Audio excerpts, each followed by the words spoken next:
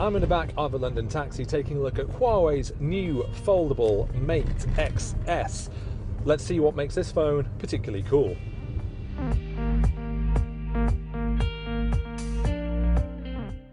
So you're joining me as I'm on my way to Holborn in the centre of London. Now, I wanted to take this phone out and about onto the street of London, spend a little bit of time using it, see what it's actually like to use.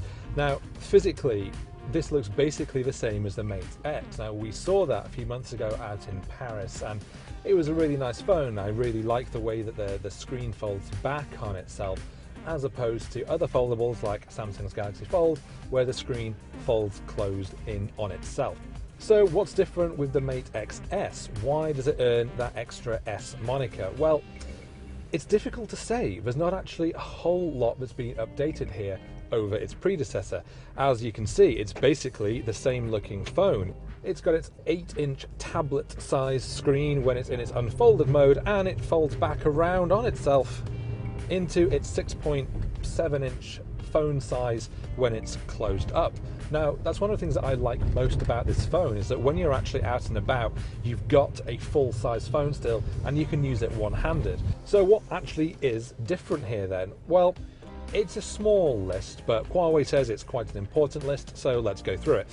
In terms of the design, no, not a lot has changed. It looks very much identical. We've still got this grippy bit here, which I like, but the hinge has had some updates. If we look closely at this top edge, before you could see a lot of the inner workings of that hinge. I quite liked it. It had a bit of an industrial look, but this new version is sort of capped on both ends. Now that should help keep the internal cogs and whatnot much safer from any kind of dust or dirt or general debris that might get in, and over time that could degrade your folding system. Obviously, this is very early days. I've had this in my hands for all of half an hour, so difficult to say if this is a better solution, but good to know that they're at least thinking about the longevity of a phone. Inside, it's got Huawei's latest processor. It's the Kirin 990 chip. Now, obviously, we expect performance upgrades, maybe even a little bit of a battery life boost, but one of the big things that this offers is 5G functionality. Now, of course, that does depend on where you are, but 5G is, of course, something that we're seeing on a lot of high-end flagship phones, so it's probably good that this has got it. Now, Huawei did make a point about saying that its 5G chip is not a separate unit to the processor. It's all built in to the Kirin 990 chip. Now, why is that important, you might ask? Well, one big reason, and that's battery life. If you're not running two separate things, a processor and a 5G chip, then you are not using as much power. So the idea is that it can do everything in one much more efficiently and hopefully get a lot more battery life. I used the Mate X for quite a while in Paris, and I really did like the way it folds, and I expect to feel pretty much the same about this one because it is basically the same device with just a few little tweaks under the hood. We're currently somewhere around Barbican in East London, so we've got a little way to get to Holborn. But when we do get there, we're going to have a little wander around, get some food maybe, take some photos, and actually see what this thing is like to use outside in the real world. Great. Cheers, mate.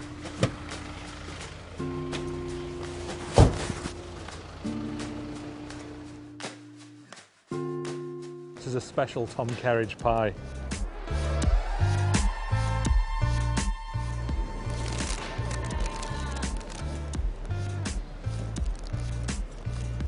That's good. That's good pie. I finished my pie, but it's in a cool area, so I want to try and use those cameras, do a bit of photography around here, maybe some of the interesting buildings, maybe even some nice street scenes that would look cool. Have a look around and see what I can get with it.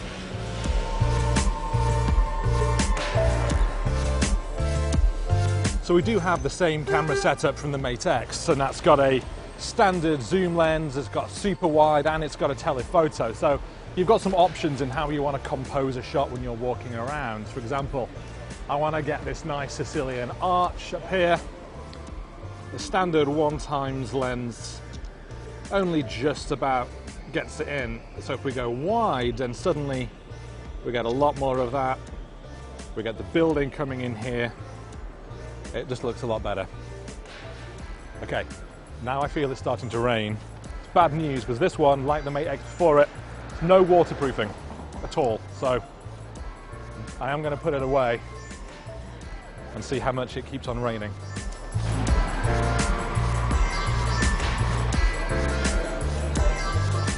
Well, the rain might be stopping play on my general photo shoot, but I can at least snap a selfie of me looking miserable, sheltering from the rain. And with the Mate XS, just like with the Mate X before, you use the main camera as your selfie camera. In fact, you just flip it over and you get your selfie camera with a little view here. Means you can go big sad face as I try and stay dry. But that might just be everything that we can do while it continues to chuck it down with rain.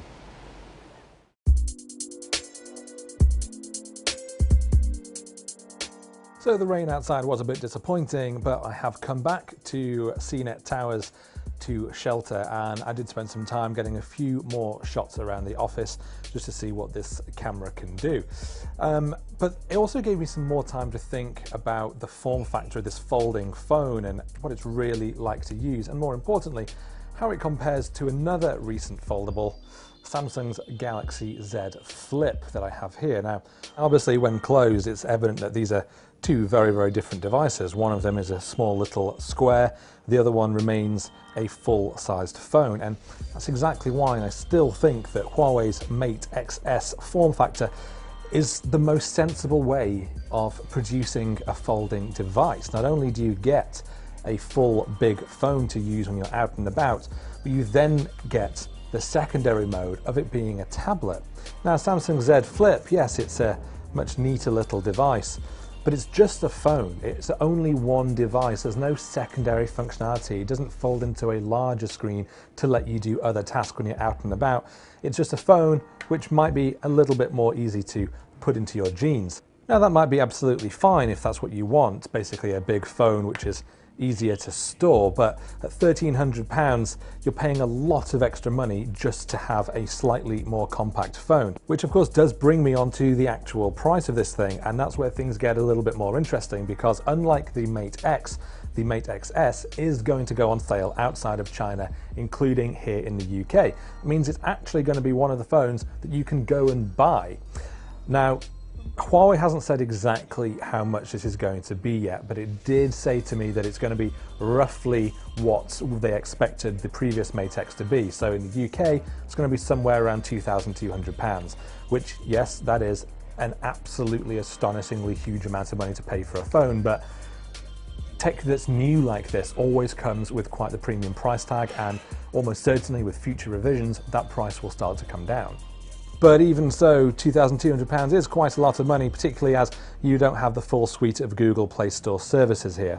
But with that money, you do also get the latest technology. There's 5G on board, an amazing array of cameras, and it's really, really powerful as well. Whereas I have found with the Z Flip that it's got a very pared down camera and it doesn't really impress so much. So you're getting at least a full, fat superphone experience for your money.